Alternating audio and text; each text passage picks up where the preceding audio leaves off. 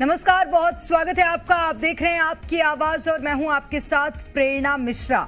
छत्तीसगढ़ में एक बार फिर धान पर सियासत उबाल मार रही है और इसके पीछे का कारण है मिलर्स का सरकार से नाराज होना। और इस नाराजगी के बीच धान का उठान रुका हुआ है। एक तरफ बीजेपी इस धान के मसले पर समाधान निकालने की बात कह रही है, तो वहीं दूसरी ओर कांग्रेस ने सरकार की नीयत पर ही सवाल खड़े कर दिए। क्या है पूरा मामला और कैसे इसके कारण किसान भी परेशान हो रहे हैं, करेंगे चर्चा। लेकिन उससे पहले ये रिपोर्ट देखिए।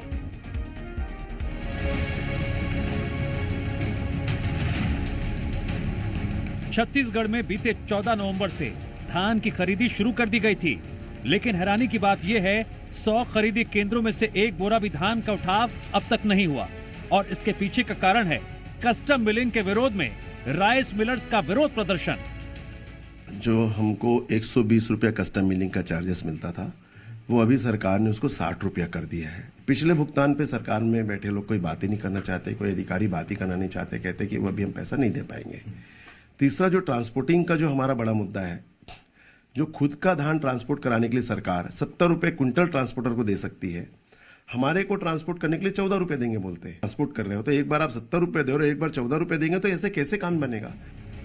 एक तरफ मंडियों में अव्यवस्था घेराने का खतरा मंडरा रहा है, दूसरी ओर सियासी बयानबाजी भी तेज हो गई है। मामले में जहां बीजेपी ने जल्द समाधान की बात कही, दूसरी ओर कांग्रेस ने कई तरह के सवाल खड़े कर दिए। मैंने भी माननीय खाद्य मंत्री जी से और एसीएस मैडम खाद्य हैं, उनसे चर्चा की, उनको अवगत भी कराया और मेरे जिले के मिलर्स लोगों को उन्होंने मिलने का समय दिया है। प्रदेश के मिलर से भी चर्चा हो रही है और निश्चित रूप से उसका समाधान निकलेगा। और ये किसानों का धान या शासन खरीद ले तो शासन के धान को, जो जनता की संपत्ति है, उसको किसी भी हालत में खराब नहीं हो। पूरे प्रदेश में शिकायत मिल रही है, कहीं बारदाना नहीं है, तो टोकन नहीं दिया जा रहा है, कि पर्याप्त मात्रा में धान की खरीदी नहीं की जा रही है, तय समय पर भुगतान नहीं किया जा रहा है। इससे किसान हताश और परेशान है। सरकार में तो एक हफ्ते में ही सारी सच्चाई सामने उजागर हो गई, उनके दावों की पोल खुल गई है। हैरानी की बात तो यह है, खरीदी केंद्रों से लंबे समय से धान का उठाव नहीं हो रहा और इस ओर किसी का कोई ध्यान नहीं।